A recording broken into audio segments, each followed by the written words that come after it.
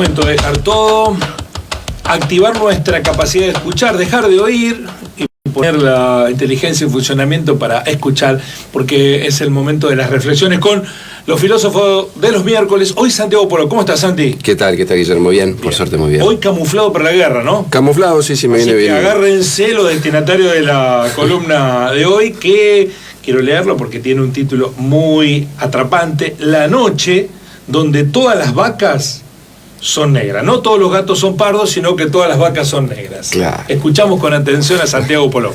Bueno, vamos a intentar clarificar ese título extraño.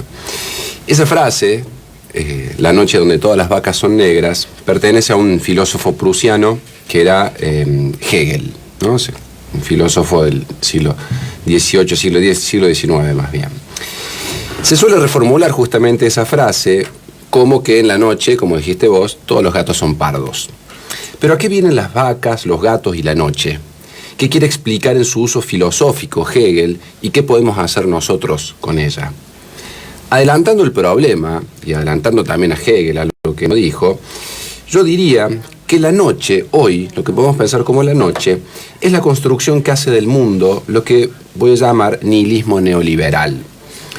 En su noche, en la noche de ese neoliberalismo, todo es igual, todo es mercancía transable. Intento explicarme.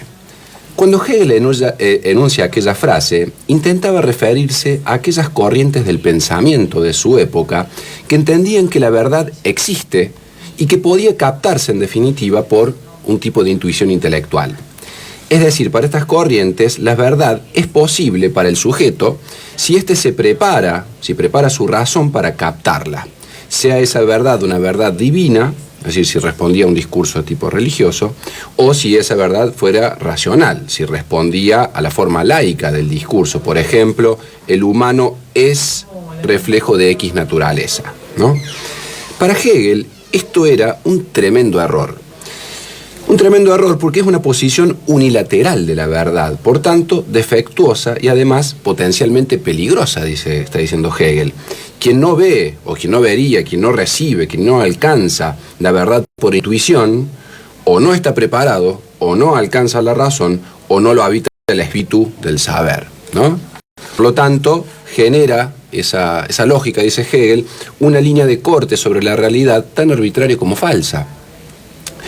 Es interesante pensar que Hegel advierte que esa noche, en la cual él está enunciando esa frase, debe ser preparada como tal, ¿no? Es decir, debe ser preparada para igualar una verdad. ¿Qué significa esto? Ordenar una verdad, dice Hegel, nos está diciendo, exige oscurecer tanto el entorno como para que todo se vea según lo pautado. En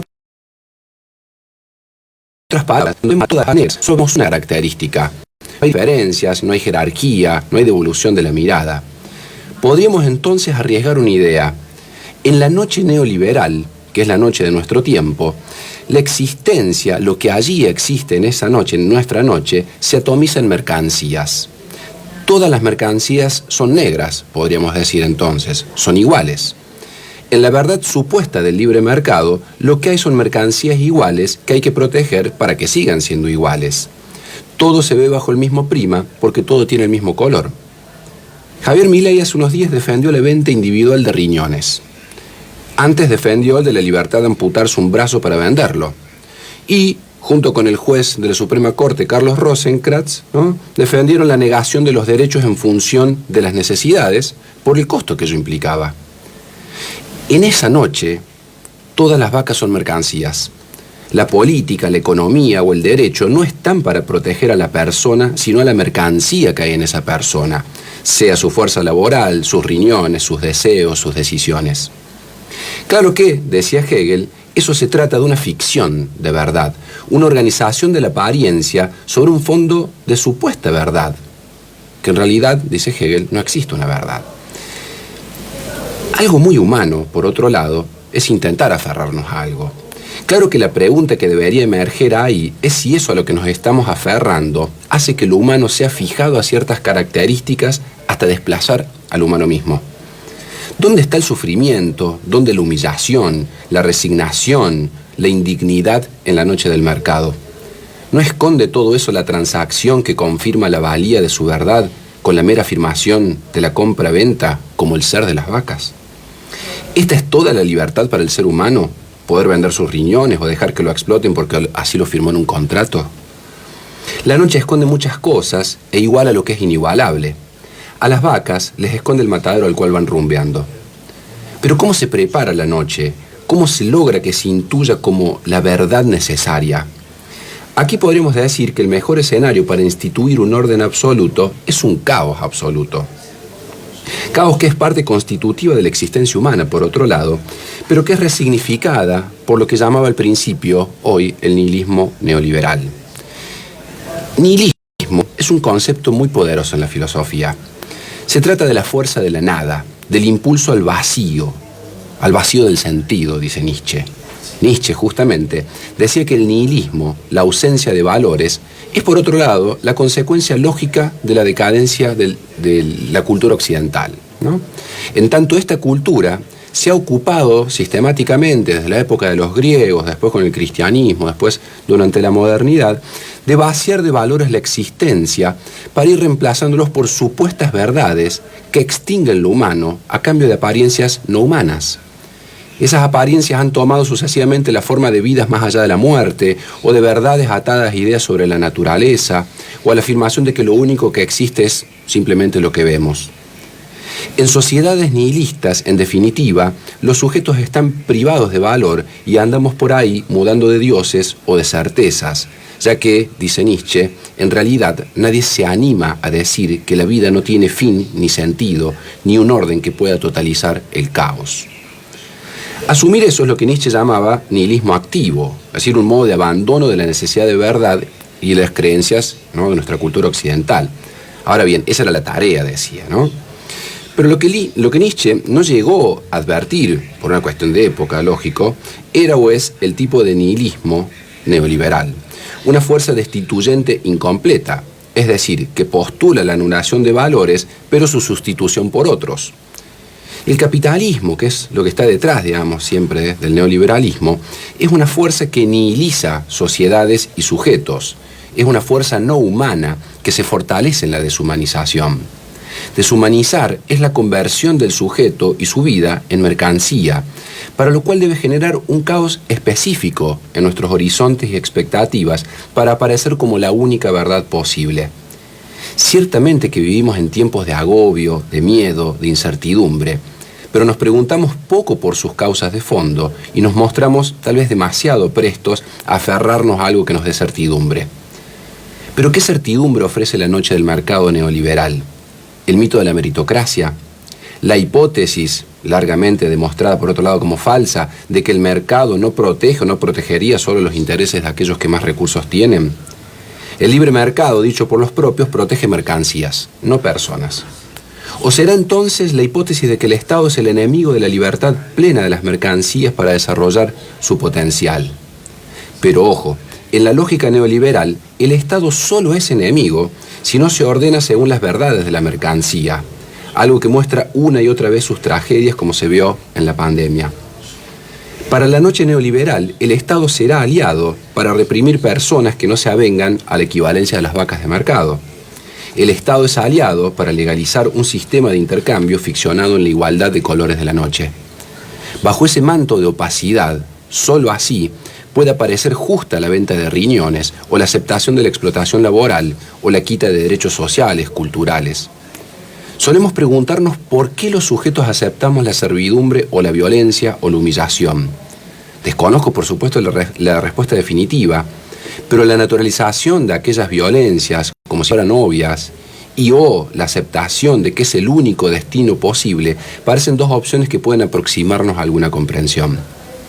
La noche neoliberal se prepara con un activo nihilismo sobre cualquier otro modo de vida, de bien, comunidad, de intención, que no sea su reemplazo por las coordenadas de la mercancía, del individualismo, del egoísmo y del interés bursátil y por todo lo que existe. Por ello ejerce un continuo y parejo trabajo de equivalencia bajo una única medida de valor intercambiable. El resto es ficción, o el resto es el curro de los derechos humanos, como se ha dicho, o todos los políticos son iniguales, o el sindicalismo como expresión, ¿no?, de un supuesto mal endémico al trabajo libre, o la pobreza como una decisión individual, o en definitiva un reaseguro de votos. Ese nihilismo neoliberal nadifica, omite, falsea, tergiversa. A ese caos, afirma, solo lo puede organizar la asepsia del libre mercado y los valores de aquellos que triunfan en él. Así, la intuición de su verdad, diría Hegel, aparece como una consecuencia evidente, solo negada por la sinrazón. El mundo es un paraje sombrío. Los horizontes que se avisoran en nuestro tiempo no ofrecen futuros de vida buena para las personas, para el ser humano. En este desquicio caótico, caer aún más en la noche neoliberal, legitimarnos a nosotros mismos como mercancías, parece suicida. Legitimar los discursos que prometen más mercado, más violencia, más segregación, menos derecho, diríase, es avalar el matadero. Nos está costando reconocernos como humanidades y a eso ayuda el miedo. Esa emoción, no obstante, aún es muy humana y nos abre siempre opciones. O la paralización, o agarrarnos a los que gritan más fuerte afirmando que tienen toda la verdad, o la prolija rebeldía frente a ese destino de extinción del humano. Es una genialidad.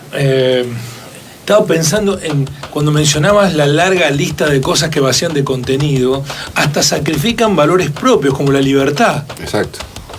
La han vaciado de contenido, no hay libertad más carcelera la que nos proponen.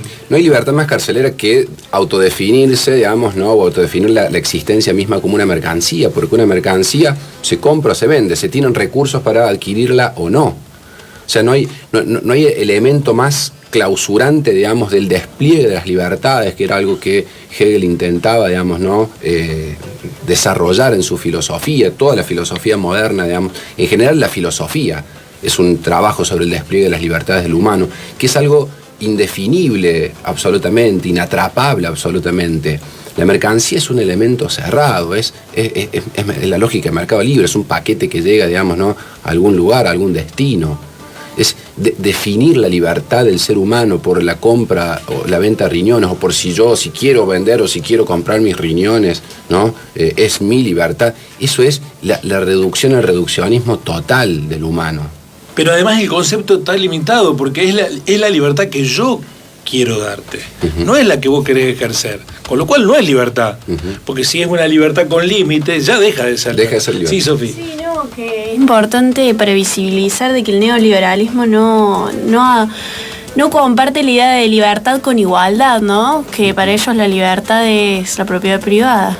Exacto. El problema es que se construye una ficción de la igualdad, ¿no? Bueno, es decir, acá todos los sujetos son libres de decir qué quieren hacer con su vida, digamos, ¿no? Vos decidí, dijo Milei, si te querés morir de hambre, dijo el otro día en un debate, digamos, ¿no? Claro, supuestamente eso equivalencia, ¿no?, a los sujetos. Eso es ponernos a todo en una noche, digamos, donde estamos sin rostros, sin cuánto tenemos en el bolsillo, ¿no?, sin qué género tenemos, porque cuando uno entra, digamos, cuando aparece, digamos, la luz, aparece, digamos, lo que ilumina la realidad de los sujetos, nos damos cuenta que en un sistema de mercancías hay sujetos que pueden y hay sujetos que no. Hay sujetos que corren con muchísima ventaja ya por su cuestión de género, por ejemplo, ¿no? Ya por las condiciones de posibilidad que tiene una sociedad, ¿no?, que ofrece una comunidad o no. Entonces, no existe esa ficción de igualdad, ¿no?, en el neoliberalismo. Es justamente eso, es justamente poner un manto de opacidad, de negrura, de penumbra, ¿sí?, sobre condiciones reales de los sujetos. Nosotros somos condiciones reales de existencia, y esas condiciones reales de existencia son muy humanas, y esas condiciones reales de existencia nos hacen más o menos libres, si podemos desplegar nuestras libertades más allá de lo que podemos entender que es una mercancía. Y reducir la libertad humana a una libertad de mercancía es reducirla a quienes la pueden pagar y quienes no. Es reducir lo que hace a la humanidad, lo colectivo, es reducir los bienes comunes, es reducir la vida, el disfrute, el arte, la cultura, la posibilidad misma de desarrollarnos a quién puede comprar y quién no. Y en este mundo sabemos quién puede comprar y quién no. Por más que a alguna gente que nos esté escuchando dice, bueno, pero si yo me puedo comprar, digamos, lo que quiero. No importa, todos nosotros y nosotras pertenecemos al 99% de la humanidad que es pobre básicamente en el mundo. Hay una ínfima parte de la humanidad que lo puede todo, que se puede comprar espacios en Marte. No sé, que están intentando, digamos, viajar a Marte como Elon Musk para ir a colonizar allá. Es absurdo pensar, digamos, que esa sea la libertad del ser humano, que algún sujeto pueda ir a lotearse, digamos, Marte, que se vaya a Marte. El problema lo tenemos acá, no podemos desplegar libertades en un sistema que se cifra en mercancías. Las mercancías tienen su propia lógica, tienen su propio sistema de libertad. No se puede construir humanidad a partir de la mercancía. Eso desplaza al humano directamente. Lo humano es otra cosa. Como siempre, un lujo. Cada miércoles este espacio que nos enriquecen ustedes. Gracias, Santi. Hasta la próxima. Hasta la próxima. Gracias a ustedes.